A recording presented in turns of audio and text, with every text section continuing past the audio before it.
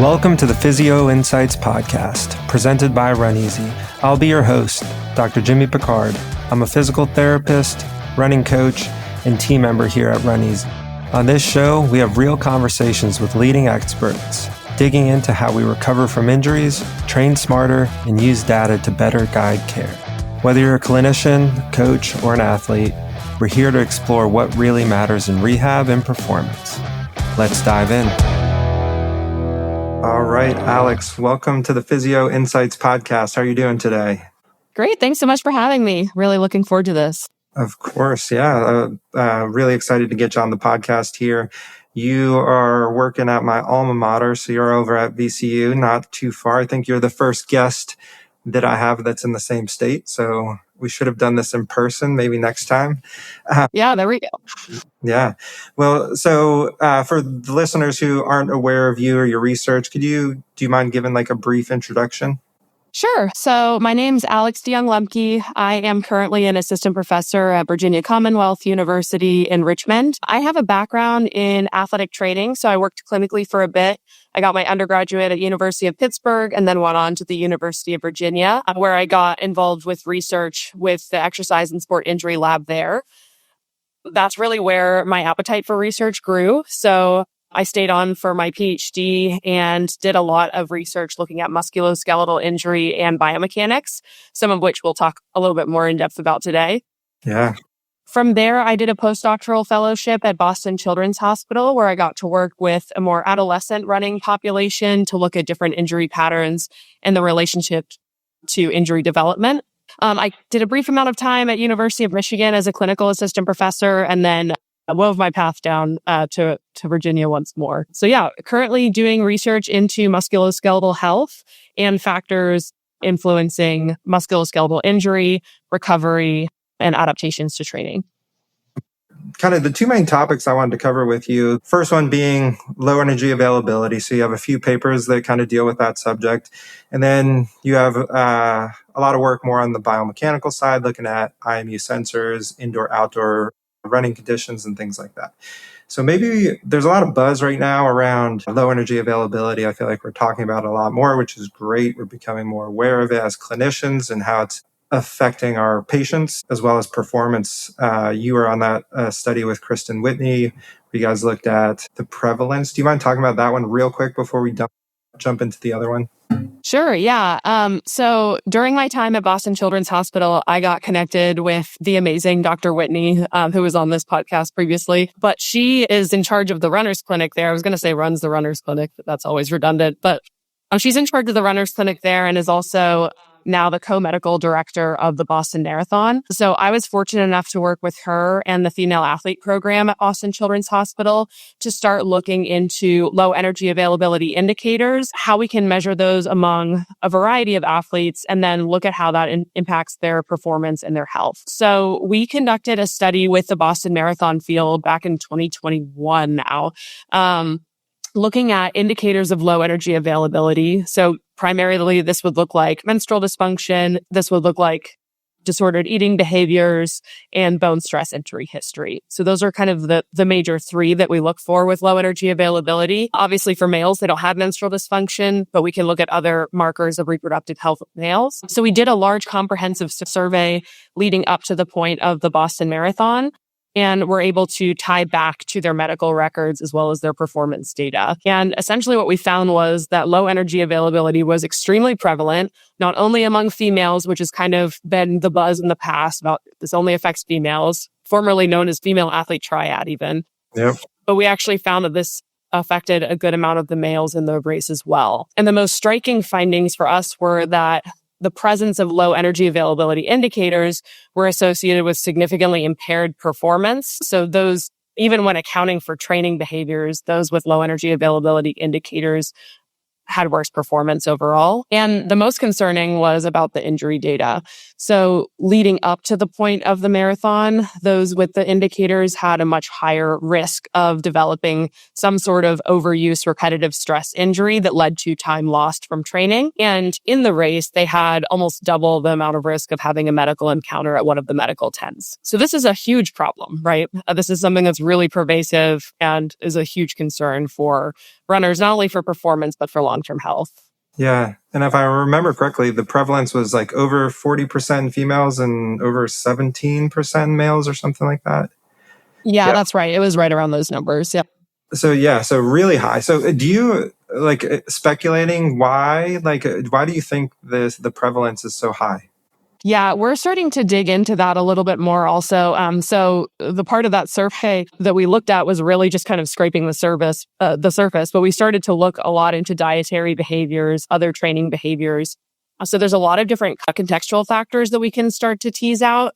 But really, the reason why we wanted to look at it in this population is because there's kind of this pervasive narrative that leaner is faster or leaner is better. When that's the big media splash, then it's kind of taken out of context and maybe giving folks the wrong idea about what's going to make them successful for a large competition like the Boston Marathon. So again, it's not unique to the Boston Marathon. This is a huge problem, especially among endurance athletes. But really, that's why we're thinking we're seeing this so frequently, is just because there's this misconception, potentially pressures externally to look a certain way, to think it would positively affect performance, but we're actually seeing the exact opposite. Yeah, and it's interesting because the misconception is out there 100%. Like we see it in this study. I had a patient yesterday who training for an ultra, he's a high level, very competitive ultra runner, training something over 20 hours a week. And he's actively counting calories, trying to lose weight, and has had just like back-to-back injuries. And he can't wrap his head around this idea of low energy availability and the effects that it will have on his training, which you showed in that Boston study that, the performance went down, injury risk went up is what it seemed like. And then this more recent study that you have looking at impaired response to training, essentially. Is that right? And do you mind talking about that one? Sure. So are you referring to the other Boston Marathon one? Sorry, no, the neuromuscular adaptation. Yeah. Yeah, absolutely. Yeah. So really quickly, as a quick aside, we did another look into the Boston Marathon data to dig into training behaviors. And there was also kind of this misconception among folks that always doing more is better leading up to the point of the race. But we actually found that a relative reduction in training volume was associated with better performance. Yeah. So I really do think that those kind of concepts are tied together, right? Like trying to be leaner and always trying to do more are actually going to hinder adaptations that we would hope for, as opposed to leading to their desired result. Yeah, and real quick, there's some truth to it, right? There is some truth to being lean and running will performance often. If we look at the finish lines of these races and the elites, they're very lean runners, and they're also training a lot. So how do we balance that? What we see, because we're saying it's a misconception, but then when we actually look at the finish line, you see it.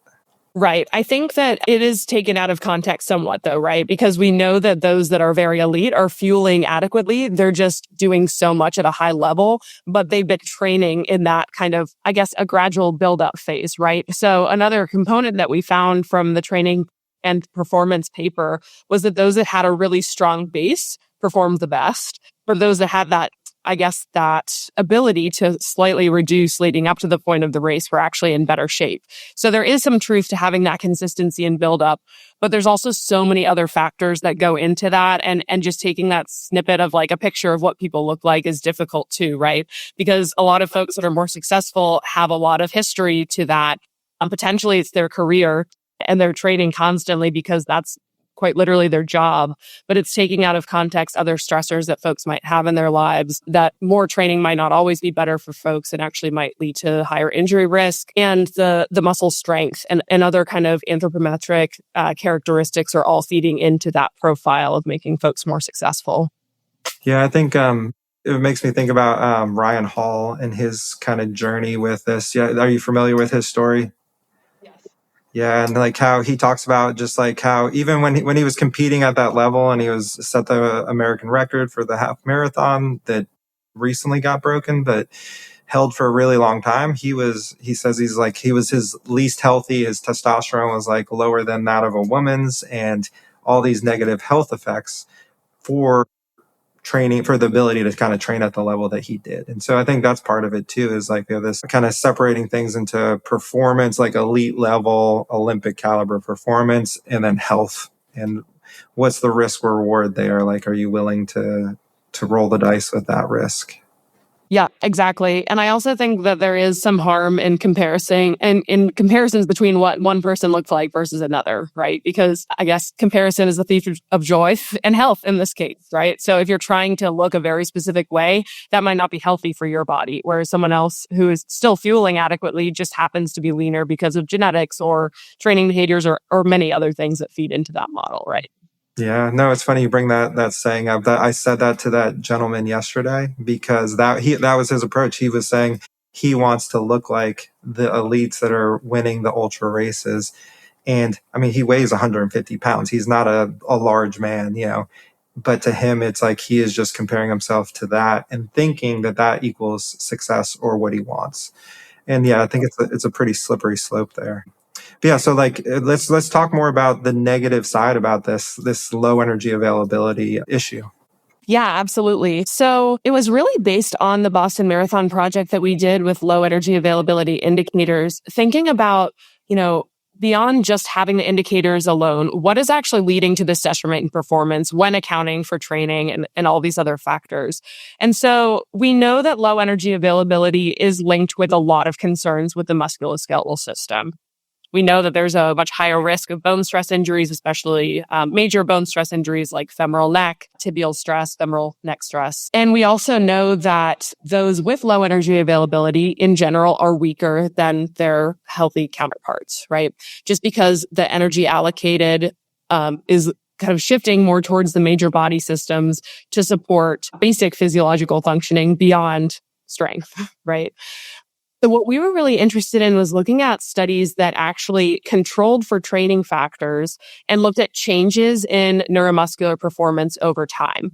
So our thought was that, if you control for a training cycle, is the muscular and the skeletal system responding in the same way that we would expect? Or is there actually an impairment during that training cycle over time that's actually leading to reduced adaptations as we would expect? We did a large systematic review where we found 21 studies that looked at some element of neuromuscular performance.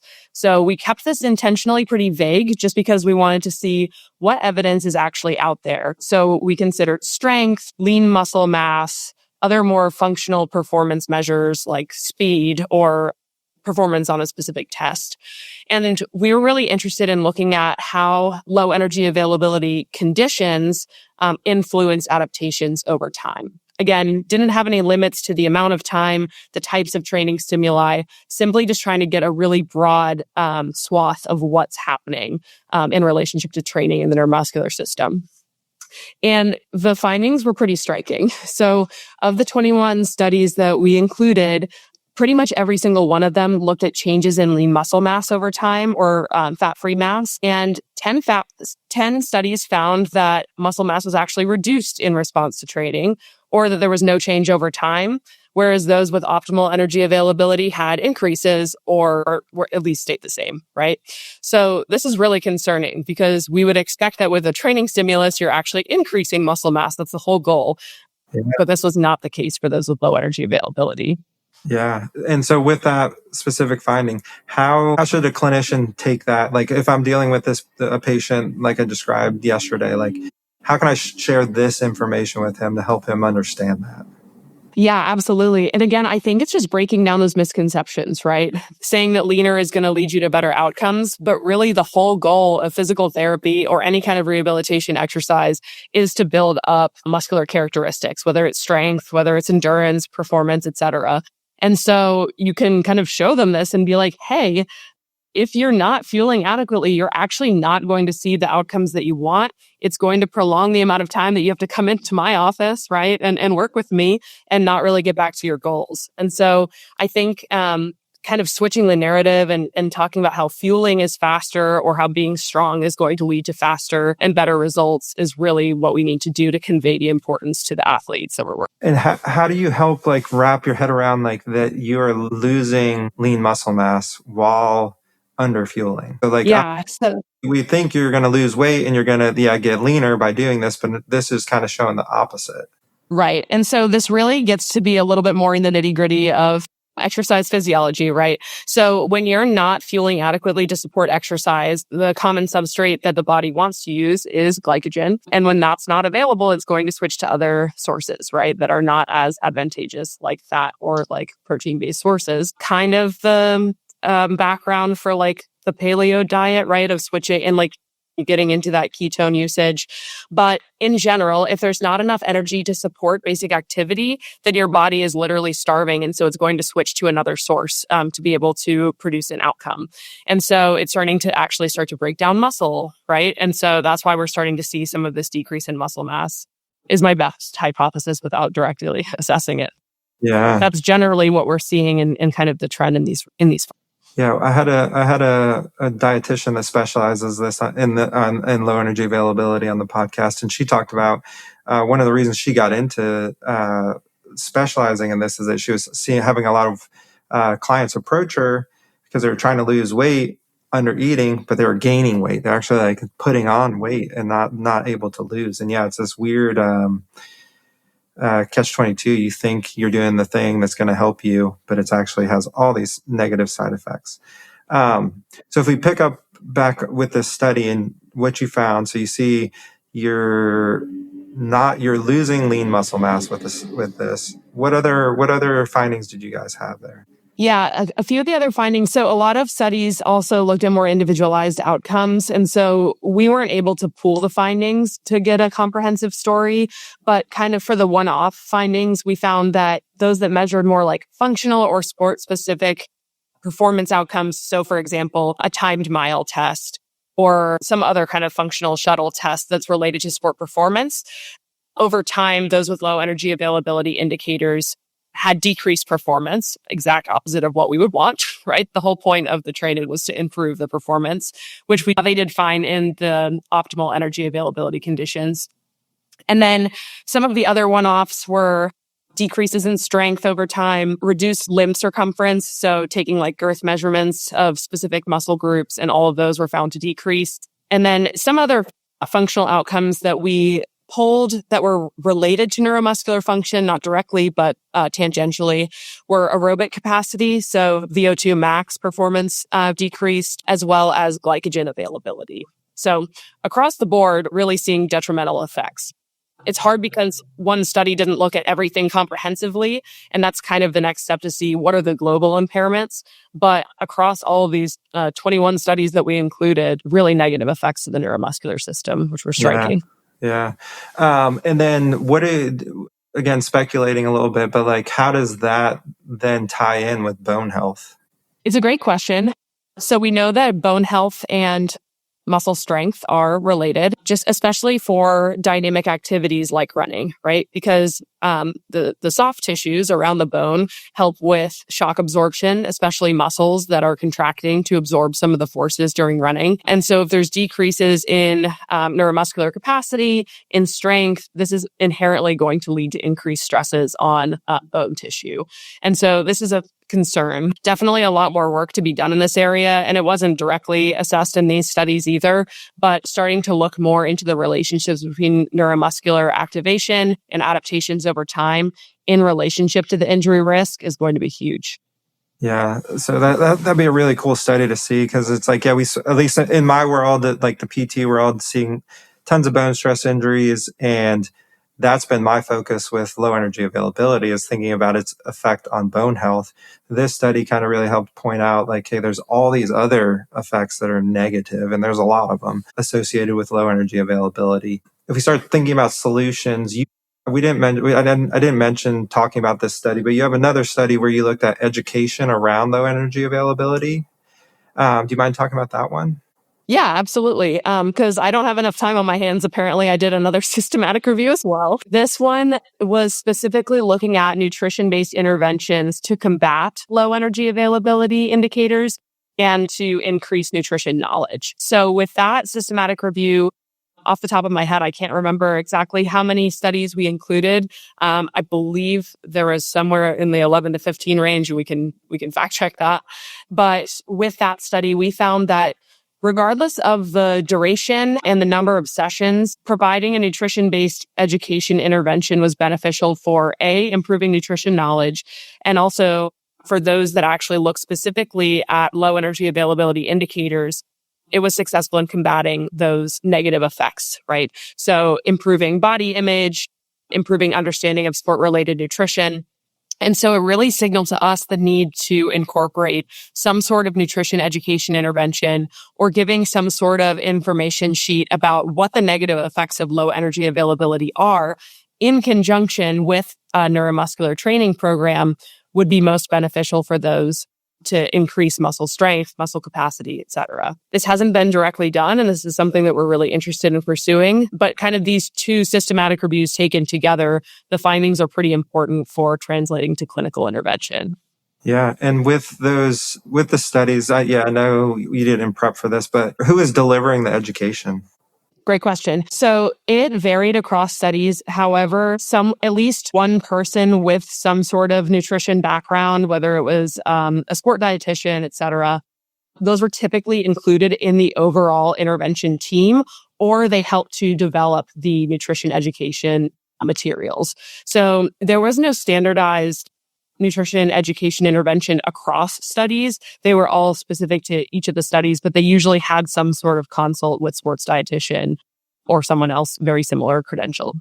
Yeah, I guess it just supports the idea about how we all need to be working together, collaborative. And it's something I've been working on in my clinical practices, referring to a registered dietitian with anybody who's got a bone stress injury or anybody who's like this gentleman yesterday talking about like weight loss while he's training 20 hours a week. Like anytime that flag goes up, I think we got to refer out. It's really hard to try to, like, personally, I know you're not in the clinic right now or anymore, but trying to have those conversations can be really, really difficult for someone like me. So I just got to like push them out and refer them to a good dietitian. And this study is great because it's showing us that, hey, like it's going to have a positive effect. Yeah, exactly. I'd like to take a moment to thank our sponsor, RunEasy. RunEasy is a running and jumping analysis tool that helps provide objective data on things like impact loading, dynamic stability, and symmetry. I've been using it in the clinic for the past 3 years, and I love how easy it is to add to my evaluations. Not only that, but it backs up my clinical reasoning and helps me with my decision-making process when I'm doing exercise prescription. So if you're a physical therapist or running coach, head on over to runeasy.ai and book a demo. If you're lucky, it will be with me.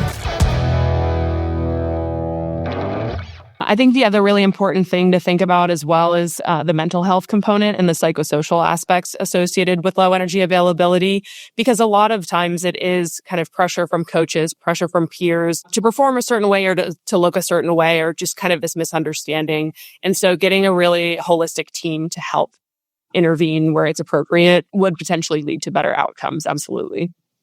Yeah, that's great. This is a little off topic here, but how would we take all this information and apply it to somebody who's, let's say, like generally healthy, but is trying to lose weight? Like, it sounds like they're putting themselves at risk just by doing that. Is that like, what would you say to that? It's a good question. I think that it really depends on the context, right? So I would say if someone is actively trying to recover from an injury, I think it would be important to dissuade them from that mindset at present, right? Because the body is going through such a major change, whether it's, a repetitive stress injury or after a major surgery or something like that, like an ACL repair. The body's going through this huge rebuilding and repair phase that it would be really detrimental to start limiting caloric intake. And so understanding that weight loss may be a goal, but understanding when the body might need to prioritize a higher energy intake to support the body needs and recovery and overall health is going to be really important. When thinking about You were talking about just in a general healthy population about weight loss Yeah, let's say somebody and the who's response. yeah, somebody that wants to lose 10 pounds, it's not unrealistic that they could lose 10 pounds, like that kind of person. Yeah, I think that the whole goal there would be a gradual reduction, right? Because I think that a lot of the fad diets talk about cutting a lot of things out Yeah. and to exercise a lot more. And if you're doing both of those things at the same time, inherently you're going to be in this huge energy deficit, which again, the whole goal of weight loss is a balance between energy in versus energy out. But I think that the narrative should be a gradual reduction and changing small things at a time so that there's not this major spike or major decrease that's going to potentially jeopardize physical health, especially if training volume is greatly increased in someone who's consistently training for something. Yeah, interesting. And then going back to those patients that are, actively recovering from an injury and dissuading them from doing this. It's funny because those, especially if they're an athlete, they're a runner, and now they're hurt. The first thing they do is decrease caloric intake, and they want to stop eating, and often a lot. So it's again another case to say let's refer them out to the specialist to help them better understand those concepts. Anything else on low energy availability you want to touch on before we move on? Yeah, I was going to just dovetail really quickly on what you just said. So I was actually having this conversation with Dr. Whitney earlier, and she was talking about how for women who are undergoing cesarean sections, they're often given a nutrition handout sheet to tell them how much they should be eating, what breakdown of the different macronutrients they should be having in their diet to support their recovery. And that's just not standard of care in musculoskeletal health No. practice. And so I think that that's something that should be a good push because, again, right, if someone is decreasing their sport, they think that they don't need to eat as much, but their body is actively trying to recover. And so they actually need more fuel than they really think that they need. And so I think this is something that is a huge opportunity to collaborate with registered dietitians and other folks who are qualified to provide that support. Yeah, because it sounds like even like a simple handout could be effective. It's hard, like, again, like piggybacking on that, I will often tell patients, like, it's okay. Like, I kind of want you to gain weight during this injury. You're going to come back a little bit faster by doing that. I know you don't want to, and you're going to be upset about it. But if it gets you training faster, that stuff will come back off once you start training again, like without you having to try. But yeah, if like having just a simple handout like you're describing could be really, really helpful with every PT patient. You just hand this out with their intake forms. Yeah. Right. Yeah. And I mean, especially after screening for higher risk athletes that might be at risk for developing low energy availability. But across the board, I think that knowledge would just be helpful so that folks don't accidentally slip into low energy availability unintentionally and then hinder their progress over time. Yeah. And I think that the unintentional or the inadvertent low energy availability seems to be like just as common as like intentional or more common than the intentional, especially with the rise of like the ultra runners and like these very long endurance events where you just like this guy training 20 hours a week. How can you eat enough to support 20 hours a week of training plus a full-time job? Yeah, exactly. Yeah. And it's interesting going back to that nutrition systematic review very quickly. A lot of the populations that were included in those studies were collegiate age students or student athletes. And a lot of the nutrition knowledge at baseline was very low. And so, again, they looked at the change in nutrition knowledge over time, which greatly increased with even just a few sessions of a nutrition education intervention. So I definitely see the merit in a handout or very brief counseling on appropriate eating behaviors to support sport. Yeah, it makes me wonder, like you get all like, in the clinic trouble cases, we'll call them, or patients that just don't recover, aren't healing, the injury's not responding like you think it should. Like, how many of those patients are dealing with like this low energy availability, and that's what's driving the poor recovery. Yeah. Awesome. All right. So switching gears. So you also do a lot of biomechanical research, and you used IMUs in your research. Before we get into the specifics, do you mind just telling everyone what an IMU is and why you chose to use them? Sure. Yeah. So this is going back a little bit to my earlier work, but again, I think it does tie into low energy availability and overall musculoskeletal health. The reason why I got interested in biomechanics research is because with my clinical background in athletic training, I worked a lot with endurance athletes. And I got really interested in looking at biomechanical or movement patterns and how those related to musculoskeletal health over time, especially for really repetitive movements like running. So IMUs, or inertial measurement units, are essentially small wearable devices that are capable of measuring movements or other specific outcomes that aren't necessarily tied to a lab environment. So it offers a lot of flexibility. Again, there's hundreds of commercially available IMUs out on the market. And so really it depends on what you're interested in measuring, because each IMU has slightly different capabilities depending on their actual measurement components.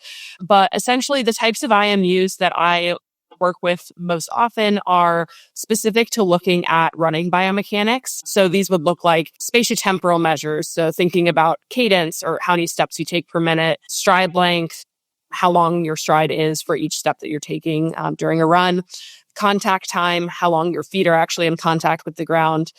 And then there's some measurements that we take a little bit with a grain of salt, just because they're not quite as good as if we brought someone into a lab to do a full setup, but some loading-based metrics, as well as pronation metrics when the IMUs are actually placed on the laces of the shoe. So again, there's hundreds of different outcomes that it can measure. A lot of us are wearing IMUs to begin with. If you're wearing like a Garmin or an Apple Watch or something similar, it's all kind of considered to be a wearable device, right? That'll give you some metrics on how you're moving or what you're doing. Yeah, awesome. Yeah, and so obviously we're sponsored by Run Easy, which is an IMU, which maybe we'll talk a little bit about later, but go back to just like telling me, or telling the audience here, like what made you want to start using these as part of your research? Like what piqued your interest there? Yeah, absolutely. So I'll, again, take a little bit of a rewind here. So back in my master's program, I started to get into research, right? So I was doing my master's thesis, and I was really interested in gait biomechanics, so the way that someone was moving while they were walking, and how it relates to lower extremity injury. So that's kind of how I got started, specifically looking at ankle sprains and chronic ankle instability. So we would bring folks into our lab where we had 12 cameras set up, a standardized treadmill in the middle, and then we would sit and watch people and ask them to walk as normally as possible while they were on this weird device with all these reflective markers kind of taped to their body and asking them to move normally. So there's obviously a lot of inherent limitations, even though this is kind of the gold standard, right? This is the best way that we can measure how someone moves most accurately. I was really interested, with my clinical hat on, thinking about how people actually move throughout their day-to-day activities. And especially when I was working with more endurance athletes and starting to dig into injury mechanisms and thinking about why or when they were having pain. Oftentimes with runners, it'd be like, I feel okay for my first few miles, but then around like mile 4 or 5, I'm starting to have this weird pain here. I'm not really sure why, or for even longer distances as well. So potentially some fatigue mechanisms there. But that's really difficult to do in a lab space, right? So, it just is a little bit prohibitive for what we actually want to measure when thinking about musculoskeletal injury. So that's what piqued my interest in getting outside of the lab and into the wild, as we like to call it, by using some IMUs to get a lot more data, get a lot more insight into what's actually happening when someone is moving outside and how that might be relating to their injury mechanism or injury development. Yeah. And so the goal being there, like, yeah, saying like, we know people are running outside. They're maybe not moving as natural especially when we're sitting there. While I always tell people, I hate when people are watching me. I know I'm not running normally. So yeah, you wanted to say, yeah, what does it really look like? What is these metrics? What do they actually look like out in the wild? So you did, I guess, let's talk about that indoor versus outdoor study, because that will piggyback right here. Yeah, absolutely. So when I was at the University of Michigan, we had a wonderful group of runners who were very interested in research. When we first started a new project, just because we had a couple of ongoing studies with Samsung and with Apple, we would open up recruitment and we would be filled with recruitment, I think, within 2 days of it being open. Yeah. So huge running community in Ann Arbor, Michigan. But we were really interested in looking at the comparison between the treadmill-based running and outdoor running on a more standardized set route and distance, as well as the indoor set distance on a treadmill. And so we already had that built into a running protocol, but we were able to add on some running specific wearable technology to look at the exact comparison between the treadmill-based running versus outdoor running. So we had individuals set up with both. And what we were most interested in comparing was the actual metrics. So across a 5-kilometer run, or we broke it up into thirds for 3 miles, what did the metrics look like on the treadmill versus outside?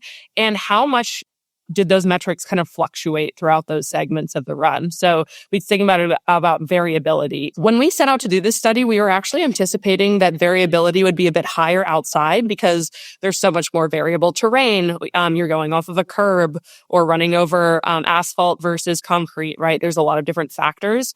But what we were really interested to find was that on a treadmill, we found a lot more variability in running metrics compared to outdoors. We also found a couple of kind of striking differences between indoor and outdoor. So indoors, we found individuals took longer strides and had relatively longer contact time. So legs extending out likely further and then just spending more time on that treadmill belt. And then we also found that a lot of their loading-based metrics were higher, especially for the braking forces. So thinking about that horizontal component of the ground reaction force. All those were indoor findings compared to outdoors. So that's interesting. So what was the treadmill setup like? Was it a standard like from the gym treadmill, or was this like a flat treadmill? What did it look like? Yeah, so we had a woodway treadmill. Yeah. Yeah. And we did try to simulate some outdoor components. So we had a fan blowing on them to simulate wind resistance and had it at a standardized speed and inclination as well. Yeah, I feel like I kind of assumed that I would have thought the opposite, that with stride length at least, that it would have been shorter on the treadmill. What do you think happened there? Why do you think that happened? Yeah, it's interesting. So we asked folks to run at a relatively comfortable speed. So we were using a Borg's rating of perceived exertion to try to just get like a moderate pace here.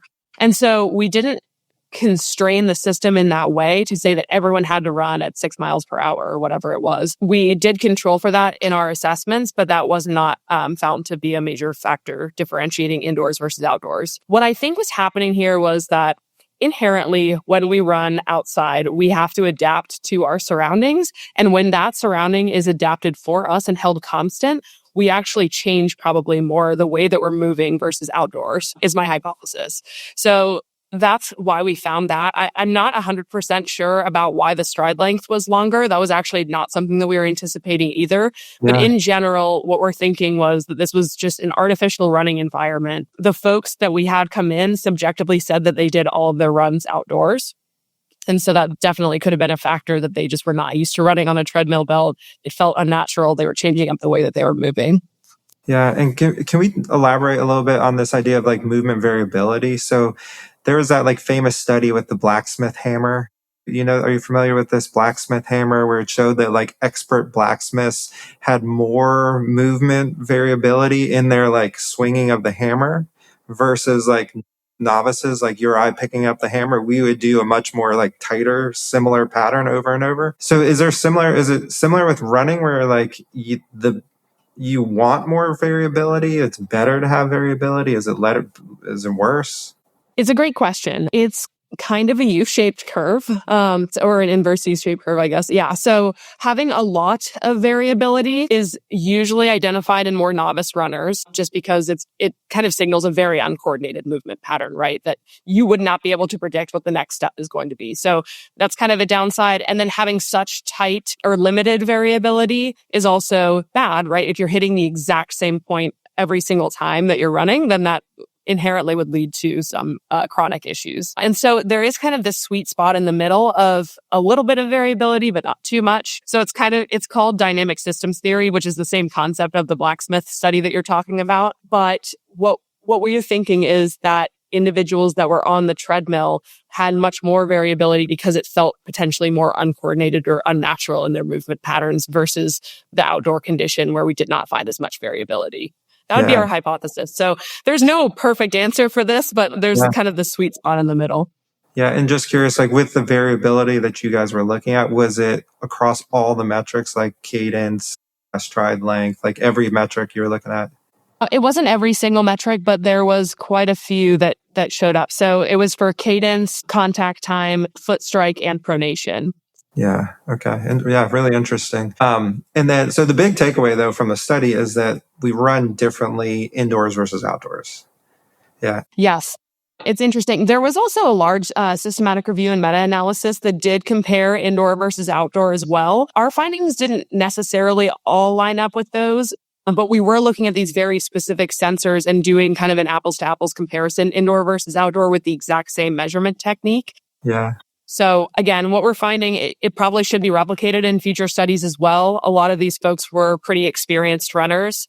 And this was a relatively short distance as well, like 5 kilometers indoor versus outdoor. So getting into some longer running distances and looking at some of those outcomes, overground indoor versus overground outdoor, would be of interest as well. Yeah. And you mentioned that in your study, you guys did look at fatigue as a component to this, where you compared first mile, second mile, third mile.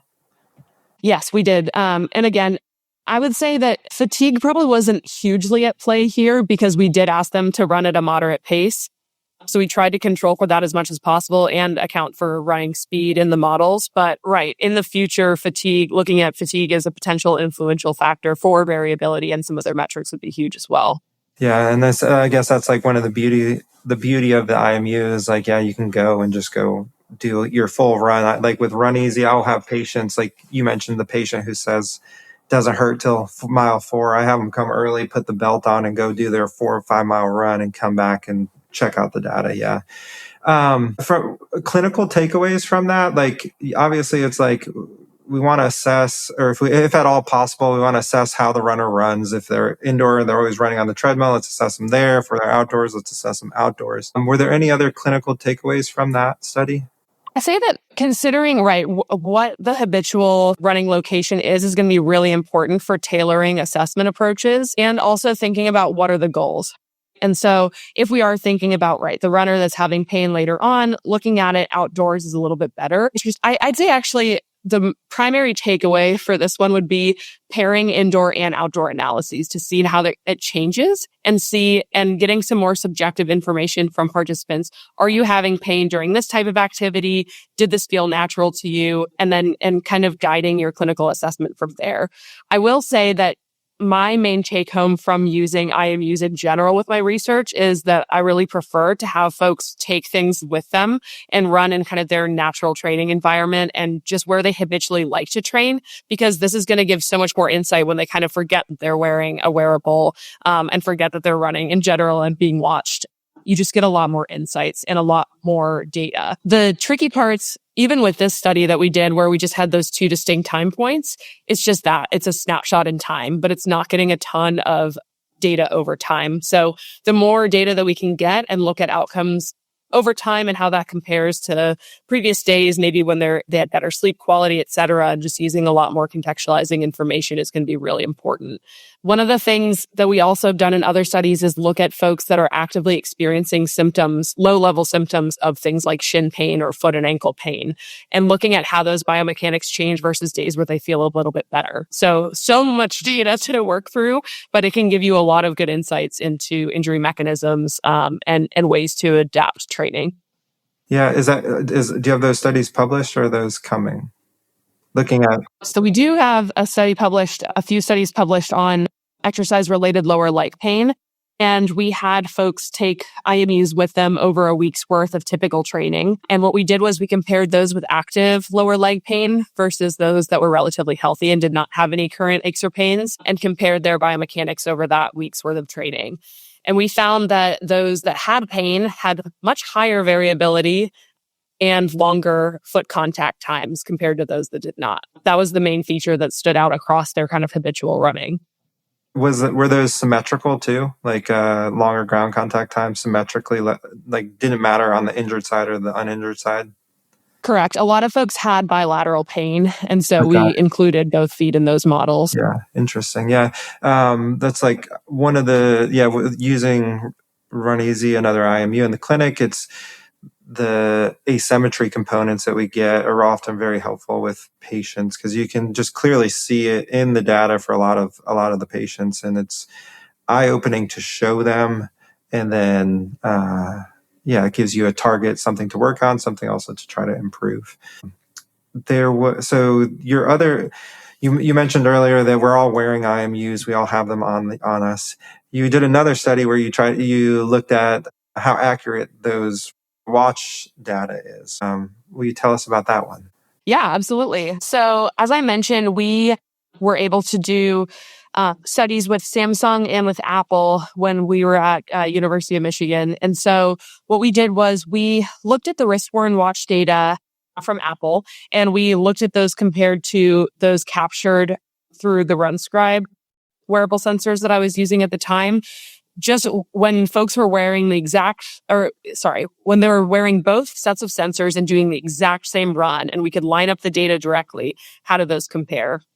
And what we found was there were some differences in the foot-specific metrics compared to the Apple Watch. So what we're thinking is that with IMUs, it's a little bit specific on device location and the algorithm that's used to measure specific outcomes. So we found this most specifically for cadence and for stride length, that those slightly differed. But again, this kind of makes sense, right? Because IMUs that are wrist-worn are typically estimating what's happening at your feet based off of arm movement. That's why maybe if you're going for a walk sometimes I'll use an Apple Watch and it'll start blinking and be like, are you going for a walk right now? It's estimated based off of wrist movement, right? Whereas the other sensors are actually worn on the laces of the shoes. And so it's getting a lot more direct information from the target area of interest to measure the outcomes. So for us, it just kind of signals that you should be a little bit selective of the type of wearable, A, based on the validity of the device and how it compares to kind of gold standard metrics. And then B, what kind of metrics are you most interested in? So I'm trying to get more specific with where devices are worn, and what the outcome of interest is going to be really helpful. Of course, it also depends on your goals, right? So if you're always wearing a specific device, then you can start to get some more trend-based data on what you're doing. If you're not as concerned about, one or two steps difference compared to other devices, then it might not matter as much. But having more data over time can always be helpful. So it just depends on the specificity of what you're trying to get and what you're aiming to measure. Gotcha. So going back a sec, where do you think we're going? Where are we going with all this research and all this data that we're getting with running and IMUs? And especially because it's now like so consumer focused too, where like my watch is telling me all this data, and then we can get more commercial grade stuff that's going to be a little bit more accurate, tell us different metrics. Where do you see all this going? It's a great question. I guess from my clinical perspective, I can see it just getting a little bit more refined to do precision medicine, right? And this is already something that's trying to be done with some of the commercial devices. Again, I take these with a bit of grain of salt because we don't know exactly how they're measuring or defining certain things. So for example, your watch might tell you, you need a recovery day because your body battery is at 10%. Yeah. It's like, okay, how did we arrive at this magical number, and how do we know that my injury risk is X number higher? So I do think that that's the direction that a lot of these devices are moving towards from a physical health perspective. I think from the training-based data and the commercial watch availability or commercial IMU availability, it's just getting to refine training a bit more and trying to, again, augment what's already being measured, but just in a more specific way. So, for example, a lot of these data are being used to look more in depth into training behaviors instead of just looking at time-based metrics or distance-based metrics, getting a little bit more in depth about what is the intensity of the exercise, what does this look like from a day-to-day basis, and being able to track that over time. So a lot more data and a lot more power in the consumer's hands. I think the difficulty, though, is balancing understanding of the data and the action items taken from the data and what the devices are giving back. So it's hard because the onus is on the consumer to understand what's going on or to take that and use it, but there might be kind of this disconnect about what we should actually do with the data. Yeah, and I think it sounds like we're now doing all this research, we're getting all this data, all the studies you mentioned, but we're still in the kind of the early phases of deciding what's relevant. And running is a complex thing. Everyone does run a little bit differently. There's like the self-optimization theory where we think like, hey, the body's going to self-optimize to the gait that's appropriate to you. How do you think about that with trying to like measure everything? Like if everybody's unique, like, or do you think people that we all do adopt a unique gait, or is there more of an optimal pattern? Yeah, I wish I had that answer because I feel like it would solve a lot of problems. I think this is the reason why I like the incorporation of wearable technology to look at how a person changes over time in relationship to how they're feeling, right? Because it's impossible to say that 180 steps per minute is the golden bullet, right? And then that's going to solve all the problems to run with this specific cadence. I think it's relative to where you're meeting someone and what their symptoms are and how they're presenting over time, which is why I really like the individualized IMUs, because you can get a really good idea over time what this looks like. Aligning that with pain data, injury data, and recovery can be really helpful. Because if we're starting to see huge deviations within someone's running patterns, for example, let's say it's a cross-country season and someone's running pretty consistently in one pattern, and then all of a sudden you're seeing a really big deviation one day. You might want to pull them aside and say, what's going on? Are you having pain? Did you sleep well last night? What else is happening contextually to figure out what's happening there? We tried to do some of this. This was really just a case series of cross-country runners at UVA. We had a few folks that presented with pain and injury throughout the course of a season. And we did, in some cases, have data leading up to the point of injury. And we did start to see some fluctuations. But again, these were kind of one-off, kind of unlucky for them, lucky for us that we had the data leading up to the point of injury, but it might just give some insights into long-term tracking and thinking about standard deviation and variability in metrics over time for someone versus taking kind of a whole team approach and saying, oh, you look different than runner B. And so then we have to adjust the way you're running. Yeah, I like the way you're thinking about it. It's because also the way you mentioned it, the runner is often experiencing it, and you typically know, hey, I feel like crap today. I slept terrible. But then the coach can show them like, hey, here's some data that like you're sloppy, like you're not looking like your normal self. You should probably take today easy, or you should cut this run short or something like that. And it's hard for like runners are stubborn. We are often pushing through all of those signals, our body telling us to slow down or to take an easy day. And the data can be like a supportive tool for the coach or the clinician just to show them. And I do that with patients coming back, like in their return to run, showing them the Run Easy data and say, hey, like I have data from you pre-injury. This is what you look like. Now you're 50% of that. We should probably be really cautious as we get back into running. But yeah, it's like, I mean, I get overwhelmed with all this data and all the GPS. Like even for me personally, like I've recently like taking a data detox. I'm running with an analog watch and no data because I just needed a break. It's getting overwhelming. But yeah, and especially when, again, if you're not using the data for anything specific, then right, it's there and it's nice and it's flashy and you can say that you have all these metrics, but if you don't quite understand them and you're not doing the research to figure out what it means or kind of contextualizing it, then it becomes really difficult. But I really like what you're doing with taking pre-injury versus post-injury data. I think it would be lovely if we had that for every person, right? Because then we could really get a good idea over time about how to get back to that kind of pre-injury level. But that's also really hard to accomplish if people aren't wearing IMUs consistently beforehand. But again, it's just another tool in the toolbox, right? It's great information when we're using it actionably. Otherwise, it's data. Yeah, I've been trying to, so I'm in Roanoke, and Roanoke College has, I think it's a D3 program here. And I've reached out to them to offer a free IMU gait screens with Run Easy pre-season for track or cross country. Just give baseline data and let's like get injury or data once they get injured. They haven't taken me up on it, but maybe you could do something like. Yeah, I was really surprised. So like I would do this for free. I'm just curious, and it's really interesting to see healthy data versus now you're hurt. What does it look like? Because that's always the problem when from a clinical standpoint. When I see somebody and I get the IMU data, I don't know chicken or the egg. Like, is this just how you run, or is this because now you're in pain? But yeah, so beauty of the data, if we can get all of that, the holistic approach there. Looking into the future, what are you most excited about research-wise? It's a great question. I'm really interested in continuing on the path and kind of like merging my parallel research paths, I guess, of looking at low energy availability and musculoskeletal health in relationship to biomechanics and kind of rounding out this whole picture. Because I do think that kind of where we've been in the research realm, and it's really difficult. It takes a lot of funding to do it. And it makes sense why it's this way, but It's been very select measures looking at a phenomenon and trying to build a whole picture around that. And even if we try to contextualize other research that looks at one element of an injury model and then try to merge it all together, it's just still not a complete picture.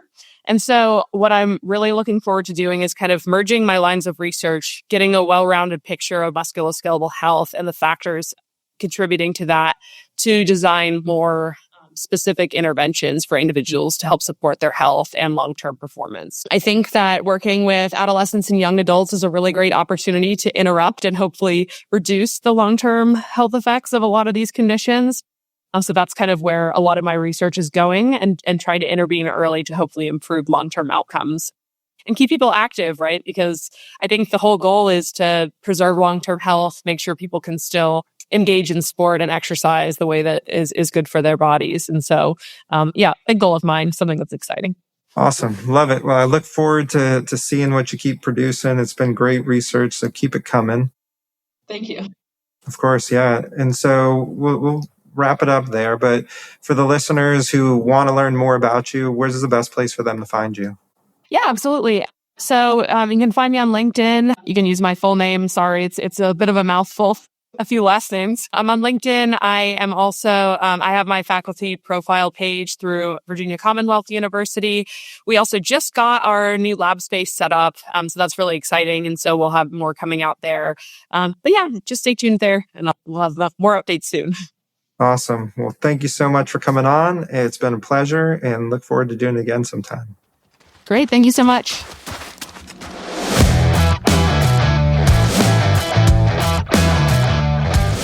That's it for today on the Physio Insights podcast, presented by Run Easy. Would you like to share an interesting case, insight, or have a thought about the podcast? Comment below, and don't forget to follow us for more episodes.